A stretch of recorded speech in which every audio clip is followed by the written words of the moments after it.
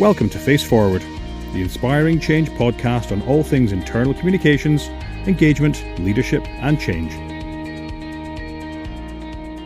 I spend a lot of time talking to clients about how they can bring more emotion into how they communicate, how they can help their leaders to be more engaging and as a result more effective, more empowering.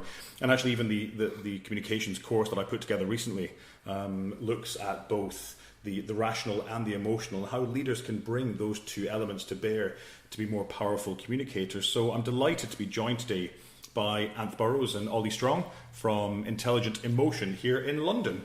Hello lads. Hi Scott. Hello Scott. How are we getting on? Yeah, we're good, thank you. We're pretty good. Ollie had a good night's sleep last night, Good. which is always a good start for a Monday. We're powered by coffee and cake. And and I went up north to see my family for the weekend. So that was all great, and I'm feeling raring to go. Excellent. So a couple of house rules. Number one, you're not both allowed to answer every question because otherwise we'll be here till tea time. Are you listening, Ollie? Number two, Anth, you're not allowed to throw anybody under a bus in a kind of a slanderous kind of a way. Well, you never told me that, Scott. If that's the case, it's going to be a very short interview, or it's just going to be you and Ollie, because I have nothing to say. Shortest podcast ever. I must be more. I'll be more specific in my brief writing the next time. Okay. Well, The lawyer's in the next door room, ready to rush in. yes. I always bring one with me just in case. So listen, tell me. Let's just kick off with an easy one to get you going. Tell me a bit about you guys and what you're doing now with Intelligent Emotion. Yeah, so Ollie and I both came from an in-house background. So, for example, we were both heads of comms and engagement at RSA Insurance. After that, I went on to be head of comms and engagement at Allied Irish Bank, which is where we met, Scott. Mm-hmm. So we kind of got a long history of kind of in-house working in the field of comms and engagement. But it was towards the end of 2015, actually, when we set Intelligent Emotion up. And the reason why we did it was because I think, we wanted to work with a number of different companies in different sectors. And also, we had an emerging purpose that was starting to come through, which was we wanted to help humanise workplaces. Especially, humanising workplaces for the digital age. And we'd come across a few leaders in our time who thought emotion was a really bad thing. They thought it clouded effective decision making, they thought it was junior, they thought it was something that should be left at home. And, Ollie and I just intuitively felt like that was wrong, because we thought that, the more we can tap into people on an emotional level at work, the more we can unlock pride, innovation, which all turns into, sustainable business results. Yeah. So, we started working with Intelligent Emotion 2015. We've been going for 3 years now, working with a number of different clients in the fields of comms, engagement, culture, and leadership, really. Great. Ollie? Yeah, I think we both got, when we looked at how companies were communicating, it was all around sort of levers and bullet points, and some of the messages you just saw people visibly yawn when the next thing came on the intranet. And we just thought that when you meet people outside of companies, especially leaders, they're not like this. So why is it in this corporate environment we have this thing called the robotic shift, where suddenly everything has to be in boxes and everything has to be really stiff and formal? So we think actually the business of the future isn't going to be like that. So this is why we're excited about working with lots of companies to create, I guess, a more human culture. Yeah. When you say, it probably would seem odd to a lot of listeners to have the word human and digital in the same sentence, because it feels like there's a bit of a conundrum there. How can you be more digital when people are more human when you're moving to digital, when people are losing their jobs, or we're not going to have as much face time, or we're not going to, how does that work? Well, we believe that, in the digital age, the human touch is going to be more, not less important, because I guess we'll be using technology to be helping to do some of the grunt work to free up time for humans to do more of the value-adding work. So the possibilities of what humans can do in the future will be even greater, because they won't be bogged down and constrained by some of the stuff that they have to do now because machines can't. So we have an optimistic view over the future and the fact that humans can play a big part. What I would say, though, is there's probably a temptation for many leaders that, as we enter the digital age, things like employee engagement might get deprioritised in their mind, or they might even get dehumanised. And there's definitely a risk of that, you know, through these soulless apps that are coming up and, you know, this constant measurement of mood. And for us, we feel very strongly that engagement isn't about apps. It isn't about measuring more frequently or asking more questions. It's about stepping back from all of that and really connecting with what engagement's all about. And for us, that's about creating human connection. That's about, you know, creating trust, giving people hope, creating a sense of confidence and possibility. And a survey is great, it measures that, but it's the starting point, it's not the end in itself. Agreed. I think it's interesting when you talk about, as leaders get more senior, they tend to become more mechanical, and the analogy that I've been using of late is the whole idea that you wouldn't take Usain Bolt and throw him into a pool beside Ian Thorpe and expect him to swim, but we'll take somebody who is a really good, let's take our AIB, you know, experience together, you know, you'll take somebody who's a lawyer or an IT consultant or somebody that works in procurement or somebody that works wherever, and they'll get to a point where they need to have a team, and you'll say, well fine, there's your team, on you go. With no realization that actually they're just a really good operator, they're a really good SME, but they're just not a really good people person, and we expect them to just pick it up like they would, you know, any other job. Do you know what's interesting though for me though with that, Scott? If Usain Bolt ended up in a pool with Thorpe, then he would probably say, do you know what, I'm not a very good swimmer. I'm great at this, but I'm not great at this, so help me. I think a lot of people who are technically brilliant, who end up in leadership positions, don't turn around and say, I'm really bad at this, help me. They tend to tell themselves that they're really good at it. And you see it with communication. You don't see many people in leadership positions turn around and say, I'm really rubbish at communication. Can someone help me? I think it's a sense that once you become a senior leader, you almost have to have the sort of Superman or Superwoman complex. And to show any vulnerability or any need to learn, it's seen as weakness. Whereas Paul Diggins, who I had on the podcast 2 weeks ago, that'll go live in the next little while, said, if you can show a bit of that, actually you'll be forgiven lots and lots of other things if you're a bad leader. But if you can show a bit of, you know, I'm okay making things, you know, getting things wrong. You know, because it builds trust. I mean, I remember there was a study in Ireland about 3 years ago now, and it was talking about the top 10 traits in management, and showing vulnerability was in the top 10, which is quite interesting because, as Ollie says, in the past, leaders have kind of built up their leadership credibility through being infallible and having all of the answers. And I think nowadays we're looking to leaders for something a bit different. We want to see them as humans. We want to see them as real. And actually showing a bit of vulnerability builds trust, which is vital for engagement and, you know, high-performing teams. And I think the other thing that showing some vulnerability does is it means that you reach out and get involvement. Because, I mean, we knew a company a few years back, and they had spent a lot of time, senior leader, communicating their strategy. And they had, I don't know, was it 6 levers or whatever it was, and they had done everything, thrown everything at it. So many sort of webcasts, conference calls. And then when we spoke to the people who actually, you know, were the receivers of this information about the strategy, I think no one could remember more than 1 or 2 of the levers, including some of the leaders who were meant to be delivering it. And it was because it was almost like the senior leader was going to have the answers and everyone was going to just follow, as opposed to, guys, I'm trying to work my way through what our strategy is. I've got some idea, I've got some direction, but I want your help and your involvement in me getting there. And it just means that people are engaged much more with it. So if we're saying that vulnerability is one kind of part of being a great leader, what are some of the other things that great leaders exhibit in your experience? So to me, it's the ability to ask questions. That's not necessarily about vulnerability, but it's saying, I'm interested in different perspectives here. What do you think?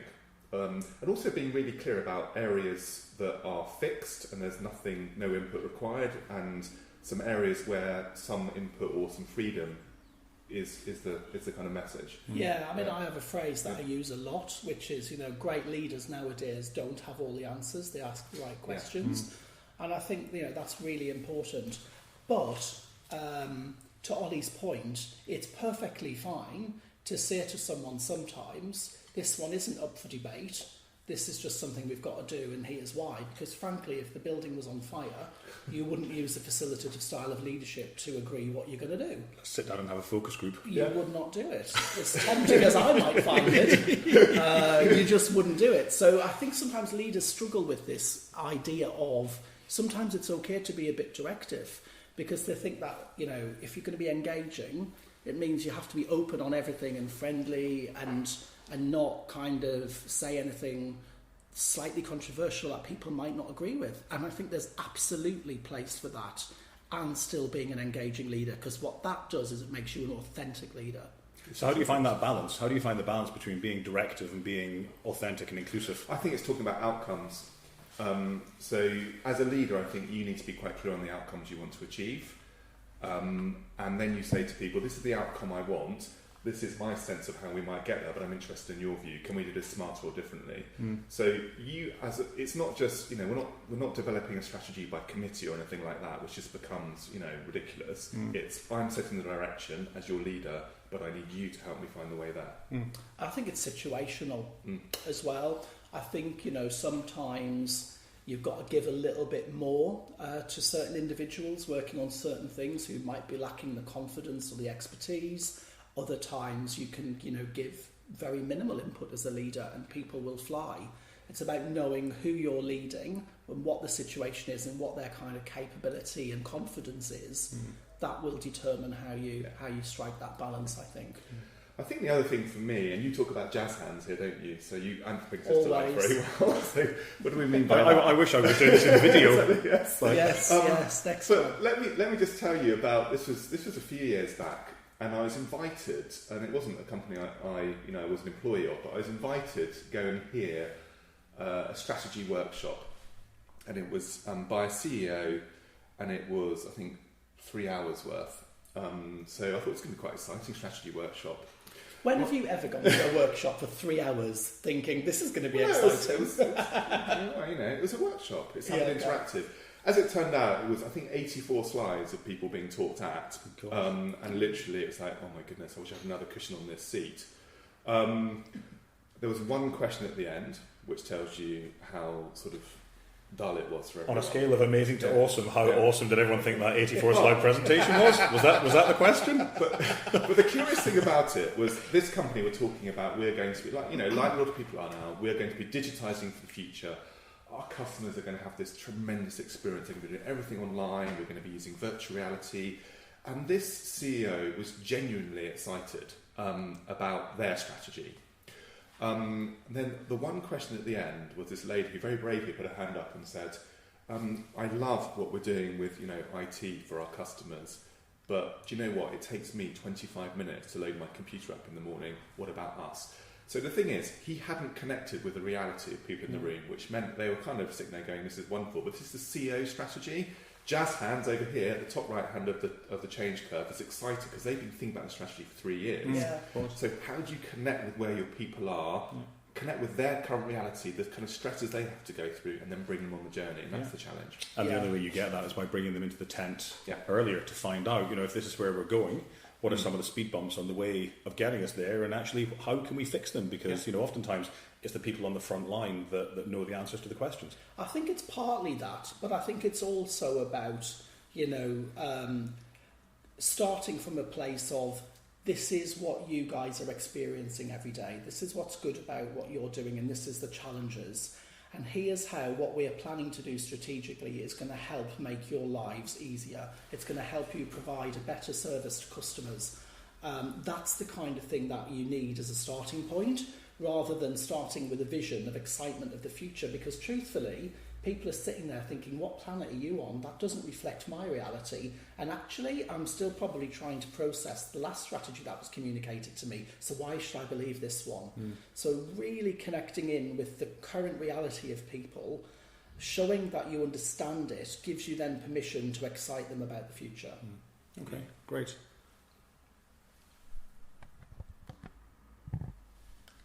Scott, I was thinking also, just about your question earlier, about what makes a great leader. I think more and more what makes a great leader is someone who is curious, someone who is open for learning new ways of doing things. I think leaders in the past felt like they had to have all the answers. I said that before. But I think as we go into the digital age, we don't have all the answers. None of us do. No. And therefore, having an open and abundant mindset where we think about what the possibilities are, we're open to different ways of doing things, I think is really important. And I think a lot of leaders are going to struggle with that because they've made their name on being technically brilliant and having the answers. And I think that it was summed up beautifully in the Manpower report that came out this year, which said success in the future isn't going to be determined by your knowledge and what you know, but your capacity to learn and be able to adapt to new things. So I think that's a really interesting leadership challenge. Yeah, for sure. And I think, for me, when I think about the whole idea of engagement and creating engaged teams, I think for me that's one of the outcomes is getting more input, getting more ideas, getting more thoughts, and actually creating that environment that's a trust environment where people are willing to put their hands up and say, I think this is the answer, I think that's the answer. And when on a number of these conversations and actually just out with clients, when I'm talking about engagement, you're occasionally starting to see a bit of eye rolling, like it's like an old shiny thing. Engagement, not that thing again. Yeah. So I wonder from your guys' perspective, because you're living it every day when you're out with clients, what's the role of a leader in creating that really engaged environment for their teams specifically? Well, I'll start that off and I'm going to hand to Ollie. But I think there's a really interesting thing about the word leader. So I never cease to be amazed when you use the word leader in organisations and everyone looks at you as if to say, oh, what do you mean by that? Do you mean people who lead people? Or do you mean senior leaders? Or do you mean thought leaders? It's like, I mean anyone who leads people, either through a strong reporting line or virtually through, matrix. But it's always interesting. It's almost like it's a little bit of denial that they are that responsible for engagement if they ask the question. I know when we worked at AIB and we were trying to hold people leaders to account for engagement in their scores, we got loads of people saying, oh, am I a leader? I didn't realise I was a leader. And you kind of think, well, is that because you just don't want to be held to account for it? When it suits them, I suspect they wonder if they're a leader or not. I'm pretty sure.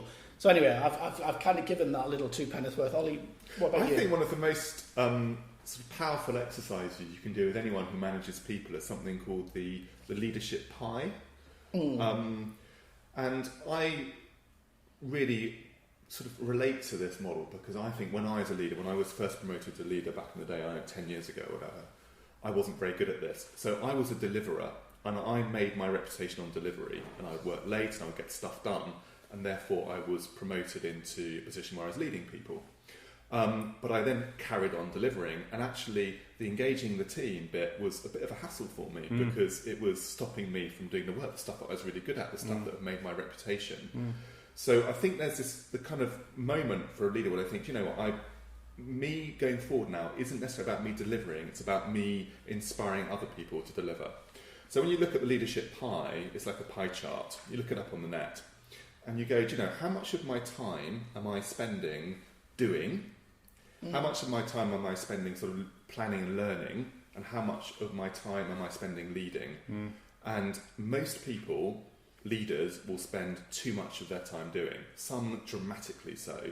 And it's how do you then create yourself time to lead? And that's the question. So how do I give myself time? Because I'm so busy on this hamster wheel of delivery that how do I give enough importance to a one-to-one? So it's not kind of thing I do at the end of the day, not preparing for. It's one of the key moments of my week. And a lot of the leaders, the problem they have is they don't feel like if they spend more time leading, that's going to get valued and noticed by their leaders. They feel like their leaders are looking at them to deliver the KPIs and to get stuff over the line. And therefore, it becomes tempting to deprioritise that kind of people leadership piece, but it's absolutely critical.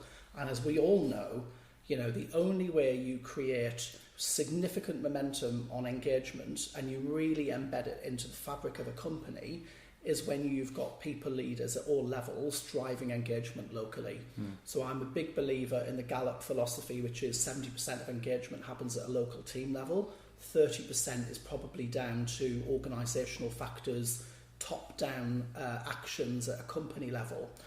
And it's 2018 and we work with clients now who still take the the pizzas and parties approach to engagement. They think that if we have a party, if we get pizzas in, if we kind of create a little bit of buzz, that will engage people. And the way I describe it, and you know what I'm going to say, is it's like having a Mars bar for breakfast. It gives you a little spike of energy, but it doesn't leave you feeling full for very long. And I'm a big believer in the peanut butter on toast version of engagement.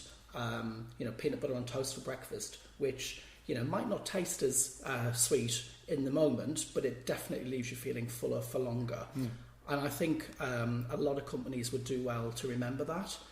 Engagement isn't just about providing a spike, it's about providing something a bit more sustainable. Yeah. So it's around, how do I as a leader embed the principles of engagement into how I lead? Definitely. And for me, that is, listening to people, asking for their opinion, holding your position lightly so that you can flex a little bit, giving people recognition when they do stuff well, telling them where they stand, giving them clarity. Yeah. It never ceases to amaze me how companies to this day are still making a balls up of personal objective setting at the start of the year. They still see it as a pain in the arse HR process. And when are they going to realise that actually the strategy is set in the boardroom, but the people who deliver it are the people on the front line, the people who need the personal objectives. So leaders should be seeing objective setting as the critical lever they can pull to get their strategy delivered. And I don't think they do. They see it as a painful process that they resist doing. So how do you get, from a leadership perspective, when I used to do the People Leader Essentials courses a couple of times a month in the IB and talk to new leaders and talk to them about engagement and their role in engagement, and say to them, look, back to Ollie's point at the very top of the podcast about it not being about the survey, that being just a line in the sand effectively and an opportunity for discussion, and that's all that is. For many leaders it's still very much about that, and trying to shift their mindset into it being not about what you're doing, but it being about how you're doing what you're doing. So it being less about engagement being a thing, and which I think is why it's got a bit of a bad rap, because it's become a bit of a thing. How do we get leaders, and actually probably more so organisations, to look differently at engagement as a concept, as a way that we do things, as opposed to something we do? Because as I said in those People Leader Essentials conversations, if I had £1 for every time somebody said, "Oh, I'm doing my engagement next week," Yeah. What exactly are you going to be doing next week for an hour? Scott, that makes us very sad to the core, what you're saying, but we're very well aware of it. And I think it's because a lot of businesses are run by accountants, they're run by left-brainers, and there's such a high kind of value and currency placed on delivery and tasks and getting stuff done. It kind of fits the leadership profile of most leaders. Let's just get stuff done, let's get results.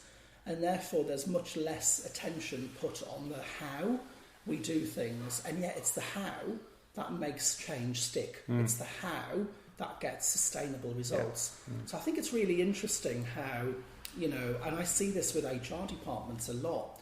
If we roll out Workday, if we implement these changes, if we reduce the HR headcount and reduce the costs of HR, then we've done our bit for the business. And you kind of think, well, reducing your own headcount, what does that actually do to the workload of the people who are running the business and who are dealing with the clients? And, delivering Workday, that might seem like a big tick in your objectives, but what's the outcome you've driven? Has that truly added value to the business? Yeah, and I think the thing for me is how the how is communicated. So, a lot of companies are going, okay, we get the how is important, and therefore what we're going to do is we're going to make the how 50% of performance management. And we know in reality the probably conversations are more around the what still at review time. But let's take empowerment or collaboration or whatever the expected leader behaviour is. It's normally communicated in a bullet point on the leadership framework. And then people are suddenly expected to get it. So I know that you've talked about storytelling in some of your podcasts before, Scott, and that to me is absolutely critical. I will get what empowerment is as a leader, what empowering leaders do, not by necessarily going on a course, not necessarily by seeing a bullet point, by hearing lots of stories about leaders I can relate to empowering people or not. So stories of the behaviours not being followed as well are really, really important. Yeah, I agree. And it was Tom Murphy, I think, in Microsoft in a previous episode that brought up the whole storytelling thing. And his take on it was that it is absolutely fundamental, but it's become a bit of a high church. What does that mean? The high church storytelling has become a bit of a thing, a bit of a big, probably a thing that's bigger than it need be. Because to Ollie's example there, how do you explain to somebody what empowerment means by telling them a story of somebody going out and being empowering, or conversely, a story of somebody not? And that's kind of pretty much what it is. It's interesting though, Scott, isn't it? Because again, I see companies who get the power of storytelling, but they're really quick to turn it into task. So we need 6 stories this month. Yeah. We need to get 6 stories out on Hive or Jive or Clive or whatever it might be. And I just think we're missing the essence of it. We this is about leading people authentically. This is not about quotas and turning out widgets. Yeah. And I think we've got to really resist that desire to turn it into quantifiable deliverables, some of this stuff, because that's when it starts to feel like a mechanistic process, when people whiff the bullshit from 100 miles and when it doesn't feel authentic. It's because leadership and storytelling and engagement is things that we do around here versus just the way we do things around here. Yeah. I think the other thing for me that I particularly see and quite passionate about companies thinking about this is when it comes to communicating, there's such a reliance on going to internal communications teams and so forth. So we need 6 stories or we need X, Y, Z. I think more investment in actually upskilling leaders on how to be authentic and powerful communicators and how to tell stories is really important. Yes. If you don't put that investment piece in, you could have a storytelling campaign around behaviours and what you'd get back would be 20 examples. It is actually something that people need to learn. How do I communicate in a way that's going to connect? How do I communicate in a way that is authentic? You can't get that from just, reading a few PowerPoint slides. No, and you can't get it from the CEO of the company who doesn't know the 10,000 people in the company on any personal level whatsoever. And again, without sounding like Negative Nelly, I'm surprised at the amount of communications teams that I come across who bitch and moan about the quality of the communication skills of the leaders in their business, and they are doing nothing about it. It's almost like as long as they're shit, we have a job. Yeah, we can continue to do what we are doing. But if only they were better at it. But thank God they're not, because that means we have purpose. And I think they've missed the trick, which is, great comms teams don't just do, they enable, they upskill, and they create something of a higher purpose. Yeah. We did it was so much fun. We did a fantastic workshop a while back with an HR team of a global company. And we got them to bring in some examples of their communication to employees. And some of them were very amusing, but there was one which was around first day. So it was someone's first day message. And, this was a regulated entity, but the message was, welcome to XYZ company. Within your first week, you're expected to do the following 14 e-learning modules. And it went from there. So not... you're probably feeling a bit nervous, we're really glad you're here. We understand how you're feeling on your first day. It was straight to task. And they were wondering why they were having to go and sort of prod people to, do the e-learning and so on, because they hadn't connected where people were. But the point was, we actually got people to discuss in the room, the HR folks who were sending this out, how would you feel if you got this message? And then suddenly the light bulbs come on. Yeah. And then by the end of it, they were writing their own messages, which were brilliant. Better than I've seen from many internal comms teams, because they'd been given the tools and the sort of concepts to be able to do it. And the space to work with other people on it. Because often a reason why some of these comms miss the mark is because they're done by one person in a vacuum who's thinking about things through a particular lens. So one of my favourite stories, and I quote this a lot, is a particular company who had a policy for maternity cover. And I want you to imagine the scene. So we're pregnant ladies. So we've had a lot of takeaway. I'm saying nothing. I'm saying nothing. Scott, I'm saying nothing. So we're pregnant ladies, and we're looking at the policy to kind of see, what our entitlements are, all of that. And I kid you not, but the opening lines of that policy were, for the purposes of the regulation, a child is classed as a child that is either born or stillborn. And you kind of think, oh God, how does that happen? Now, someone sat there might have been a case in the past where someone had a stillborn child, and there was, a situation which they felt like they needed to reflect in the policy. But you don't lead with that. And also, you don't make a policy or guidelines or whatever you want to call it these days about the 1% of exceptions. You make it about the majority of people who comply. So I just thought that was really telling how, 2018, someone can sit there with positive intent and write a policy like that, because what they were failing to do was put themselves in the shoes of the recipient. They were thinking about it through their lens, through what was important to them, as opposed to the lens of the audience who'd be reading it. Yeah, I remember there was an example when we did Tone of Voice back in AIB, and we upskilled 1,000 people across the organisation to write differently. We did. And the one standout one for me, and I sent the guy back a note, and I copied his boss, and I said, I think this is amazing, was that annual note that went out every June, which basically said in capital letters, turn off your mobile data or else. Was pretty much in capital letters, and that was pretty much the output of the email. And plainly, obviously, nobody did, because they just went, they didn't even read the email. The guy went on the course, he came back the next year, and in June the next year, an email landed in my inbox, and the headline was, did you pack your sun cream? Yeah. Yeah. And there you go. If nothing else, you're going to read it. You've got people's attention. You're hooked in. And it was very much more, every year we spend 5 million euros on data. Some of this can be avoided if we switched off our mobile data. Please do turn it off and on when needs be. But actually, if it was your own money you were spending, what would you do then? Yeah. So it's treating people like adults, isn't it? Yes, like grown-ups. Yeah. Tell me this. Tell me who your leadership role models are. So, I'm very clear on mine. So, mine is a lady called Bridget McIntyre, and she used to be the CEO of RSA Insurance in the UK. And she's the reason why actually I'm in internal communications, because I was asked to help out on a speech which she was writing, and we kind of connected. And the reason she's my role model is that she was one of the first people in a sort of, certainly in a sector that wasn't known for necessary customer centricity and was quite around sort of process and left brain. She really challenged that, and she started communicating strategy in a way that used stories and talked about, I think it's called love the customer and all sorts of things like this. Language that was just very different to what anyone else had done. She had a blog before anyone had blogs, and it was about authenticity and honesty that I've never seen from a leader up until that point. And it sounds like it was kind of everything we've talked about for the past half an hour. That was her bottled. But she was the start of, I guess, my personal journey into internal communications and how we don't have to talk like robots, and how if we stop talking like robots, people will listen, people will follow.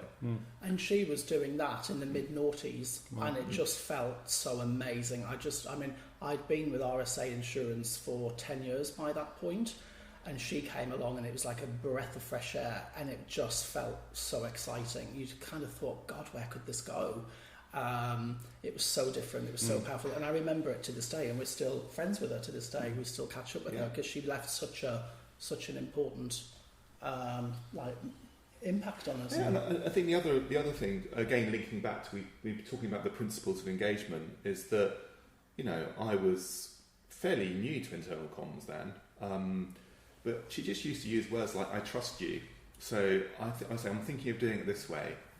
And she'd go, okay, give it a go, let's try it. And so the sense of, I trust you, if it screws up, that's fine, I backed you, and I'm not going to throw you under a bus. Right.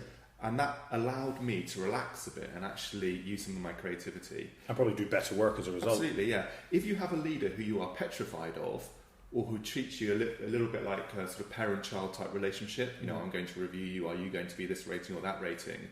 People tend to kind of stop being brave and act a bit more like children and wait for orders. And she realised that wasn't the right way to go. I mean, for me, I've been blessed with some horrendous leaders in the past, and I'd love to name them, but I won't. And, for the purposes of me not getting hauled over the coals. Gag is at the ready, gag's at the ready. Yeah, but I've probably learned as much from them as I have from some great leaders who I've also worked for. people like Orla Hunt, people like Paul Whitaker, great leaders who very trust-based, very empowering, and just kind of give you that sense that your opinion matters and you can do anything.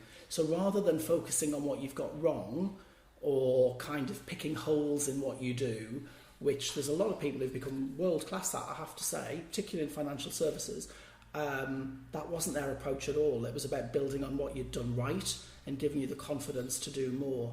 So I'm kind of blessed with some horror story leaders and also some really great ones. And I think the point is we all work for, horrors at times, but we can learn so much from that experience. And talking of being blessed, I'm blessed that you've said nothing slanderous so far, so that's good. And we're nearly at the end, so we're almost at the finish line is in sight. I'm starting to rock a little bit.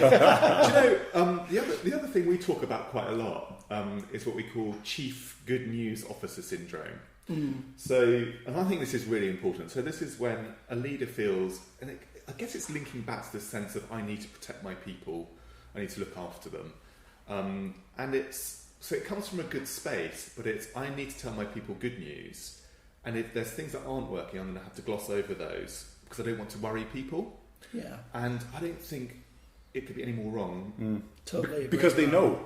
Because they probably know, and if they don't know the exact thing, they know a version of the thing, which is likely a version they made up in their heads, which is probably more wrong or worse than the actual situation. We do a lot of work with companies in terms of getting them ready for the digital future now. So it's the kind of culture you need for that.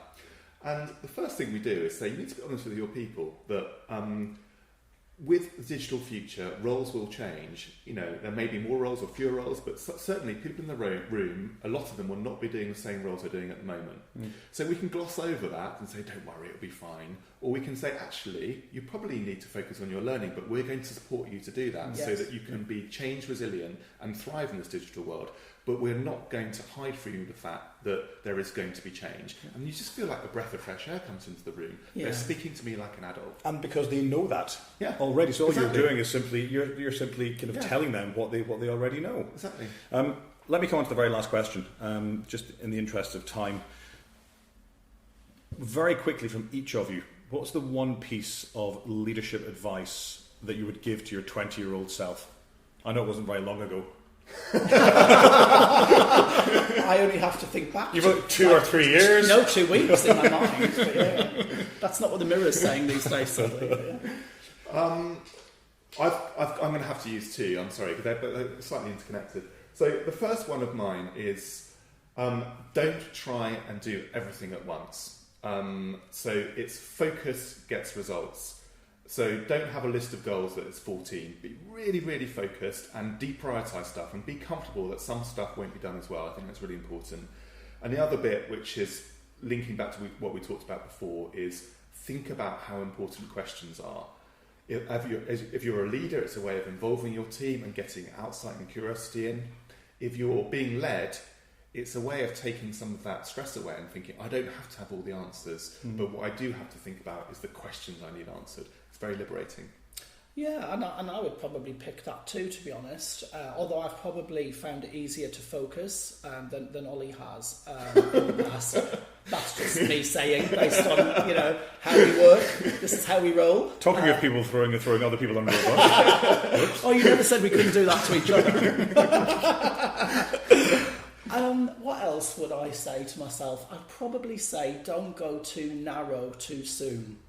One of my biggest regrets, I think, is that I never did kind of external comms. So I did marcoms, I did internal comms, did employee engagement. I never did PR. So I did a qualification in it, but I never actually did it. And that closed some doors for me, actually. So the whole concept of being a corporate comms director, I could never really go for because I never had the external comms, which typically would have been held more prominence in the recruiter's mind than the internal side. So yeah, stay open, don't get too narrow too soon, but at the same time, do what you love, because the more you do what you love, the more energy you'll have, the more positive you'll be, the more you can change the world. He's rising from his seat as he says that. Yeah, thanks, Ollie. Playing to your kind of B game or your C game for too long doesn't really, it's not a great strategy. You might do it for a bit, kind of take a bit of learning, but stick to what you love, stick to what you're great at, and you can have an even bigger impact. Brilliant. Before we get any more giddy and the wheels come off fully, yes. I'm going to say thank you very much to Anth and Ollie from Intelligent Emotion. Thank you. The website is intelligent-emotion.com. That's right. Is that correct? We have Great. to think about it. So if you want to get some more information on what Anth and Ollie do, then go there for a look. But in the meantime, lads, thanks very much. It's been a pleasure. Thank you. And thanks everyone for listening as well. Thanks for listening. If you enjoyed this podcast, please take a minute to rate it and maybe even leave a comment. To learn more about inspiring change, to read our blog, and to hear more podcasts, please visit our website at inspiringchange.ie.